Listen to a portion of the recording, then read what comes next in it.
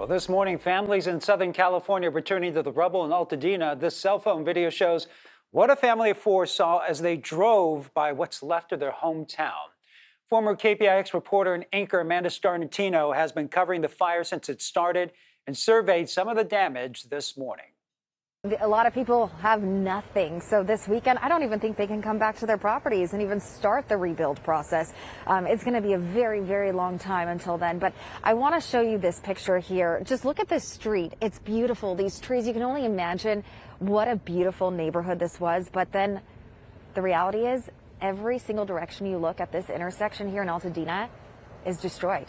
All these homes are down. These was just lined with homes. And so homes, yes, they can be replaced. Those memories, though, hopefully people were able to get some photos, anything, keepsakes before they had to quickly evacuate here. But there's some things that you just can't replace. And this property really just caught our eye here. All these classic old cars. And I looked at the Google images of what this street looked like. This was a beautiful green car parked right in front. So this is a 1940s Chevy. It's got the old three-spoke wheel. Those are hard to come by. The spare tire kit on it. This is like those old gangster cars you used to see. It has those suicide doors, so it opened like this.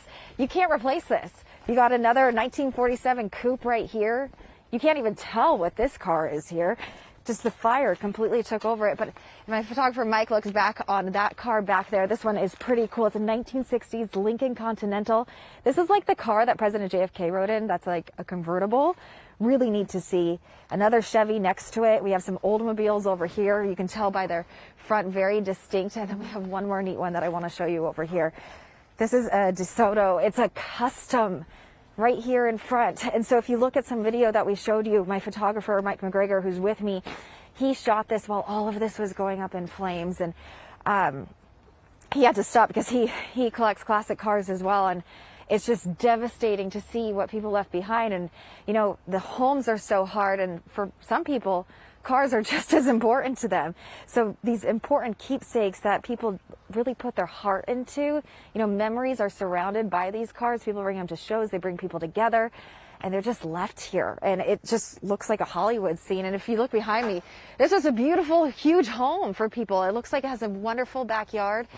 And it's now completely gone. And people can't even come back to even sift through anything. But there's nothing you can really take from this. There's nothing to salvage here. And there's nothing really to be saved. It's so sad. There's even still some smoldering here. Again, all these roads are blocked off to anyone getting back here. You have to be credentialed and you have to be an essential worker or first responder to be back here. So no one really being able to come back to their properties. There's also been reports of people looting in here. So law enforcement is being very, very careful about who's coming back here. But for the homes that are still standing, which are not many at this point, but just the memories and just so much loss here in Altadena.